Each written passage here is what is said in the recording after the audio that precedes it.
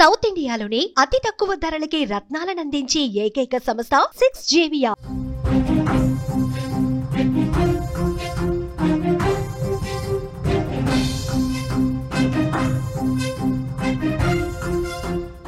ఆస్తి కోసం ఒకప్పుడు కలిసి ఉన్న కుటుంబాలు రక్త సంబంధికులు కూడా శత్రువులుగా మారిపోతున్నారు.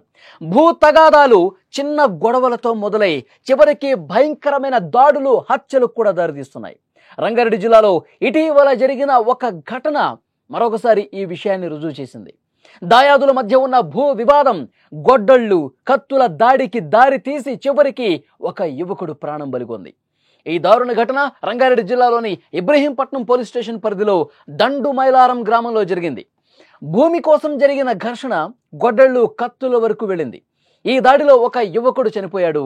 అతని భార్యతో పాటు ఇంకొంతమంది తీవ్రంగా గాయపడ్డ పరిస్థితి. ఈ ఘటన ఆ గ్రామంలో, చుట్టుపక్కల ప్రాంతాల్లో తీవ్ర కలకలం రేపినటువంటి పరిస్థితి ఉంది. ఈ దారుణానికి అసలు విషయం కుటుంబంలో ఉన్నటువంటి భూ వివాదమే.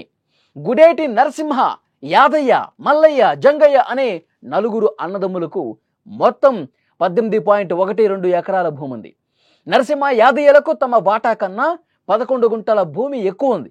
ఈ విషయమే కుటుంబంలో గొడవలకు కారణమైంది.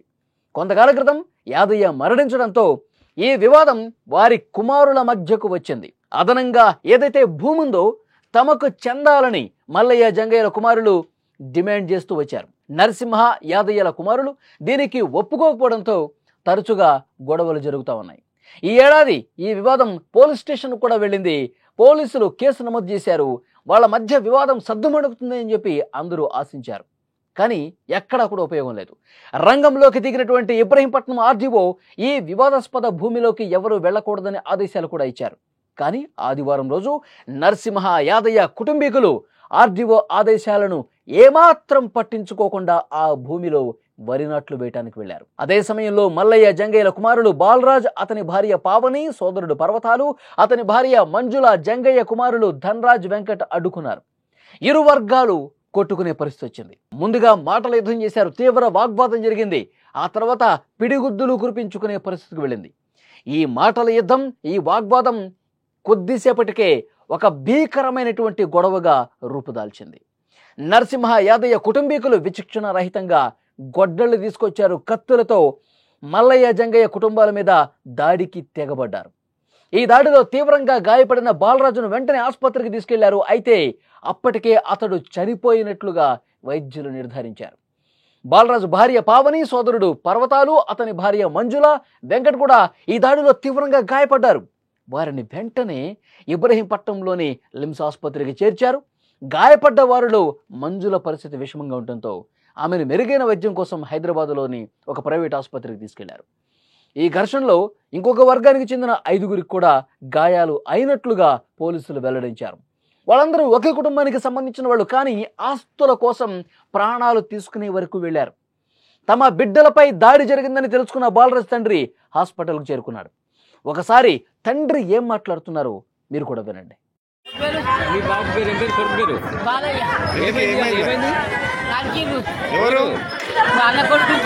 ఎందుకు ఎందుకు ఏం పంచాను మీ కాళ్ళు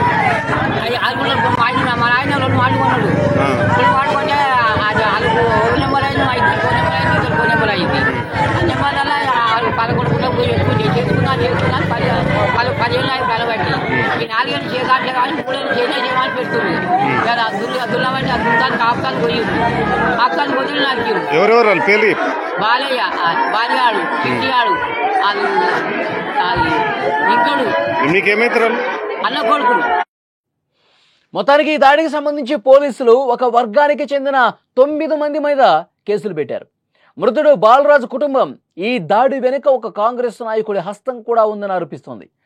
అతని మీద కేసు పెట్టి కఠినంగా చర్యలు తీసుకోవాలంటూ వారు డిమాండ్ చేస్తున్నారు. ఈ ఘటన గురించి పోలీసులు కేసు నమోదు చేసి దర్యాప్తు చేస్తున్నారు. గ్రామంలో ఎలాంటి అవాంఛనీయ ఘటనలు జరగకుండా కట్టుదిట్టమైన భద్రతను ఏర్పాటు చేసినటువంటి పరిస్థితి. ఓవరాల్గా ఈ కేసుని అంటే ఒకే కుటుంబానికి సంబంధించిన వాళ్ళు, అన్నదమ్ముల వరసయ్యే వాళ్ళు ఆస్తుల కోసం ప్రాణాలు తీసుకునేటువంటి పరిస్థితి. ప్రాణాలు తీసుకోవటం అంటే గత కొన్ని రోజులుగా ఈ వివాదాలు వాగ్వాదాలు జరుగుతున్న ఒకసారి పోలీస్ స్టేషన్కి వెళ్ళింది, అక్కడ ఆర్డీఓ వరకు వెళ్ళింది, అక్కడ పంచాయతీ పెట్టారు. ఈ భూమిలోకి ఇది తేలే వరకు ఎవరు కూడా ఇక్కడికి రావద్దు అని చెప్పి స్పష్టమైనటువంటి ఆదేశాలు అధికార యంత్రాంగం నుంచి కూడా ఉన్నాయి. కానీ వీళ్ళు ఎక్కడా వినిపించుకోవాలా. ఆ ఆస్తి మాదంటే మాది, మాదంటే మాది, ఈ భూమి మీద మాకే హక్కు ఉందని చెప్పి సొంత అన్నదమ్ములే గొడవలకు పాల్పడి కత్తులు దూసుకునే వరకు వెళ్ళింది. అంటే ఆస్తుల మీద ఉన్న ప్రేమ, పూర్తిగా బంధాలని కూడా మనం అన్నదమ్ములం, ఒక కుటుంబాలకు సంబంధించినటువంటి వ్యక్తులు మనం ఏదైనా సమస్య ఉంటే కుటుంబంలో మాట్లాడుకొని ఒక పరిష్కారం తెచ్చుకోవాలి. కానీ ఈ విధంగా గొడవలు పడటం ఏంటి అని ఆ గ్రామంలో ఉన్న పెద్దలు కూడా చాలాసార్లు సర్ది చెప్పే ప్రయత్నం చేశారు. కానీ ఆస్తుల మీద ఉన్నటువంటి వ్యామోహం ఈ మానవ సంబంధాలను కూడా పూర్తిగా తుదముట్టించేసినట్టు పరిస్థితుంది, పూర్తిగా తుడి చేసినటువంటి పరిస్థితి ఉంది. డబ్బు ముందు, ఆస్తుల ముందు మాకు ఏది ఎక్కువ కాదు అనుకుంటే ఈ విధంగా ప్రాణాల మీద వచ్చే అవకాశం ఉంటుంది. ఈ విధంగా ప్రాణాలు తీసుకునే వరకు అవకాశం ఏర్పడింది. సో డెఫినెట్గా ప్రస్తుతం పోలీసులు కేసు నమోదు చేసుకున్నారు, దర్యాప్తు చేస్తూ ఉన్నారు. ఎవరైతే దాడులు చేశారో వాళ్ళని అరెస్ట్ చేసేటువంటి పరిస్థితి ఉంది. కానీ ఒకటి మాత్రం గుర్తుపెట్టుకోవాలి, ఈ ఆస్తులు శాశ్వతం కాదు. మనుషులు, మానవ సంబంధాలు, ప్రేమలు ఇవి మాత్రం శాశ్వతంగా ఉంటాయి. దీన్ని పదిలపరుచుకోవాలి.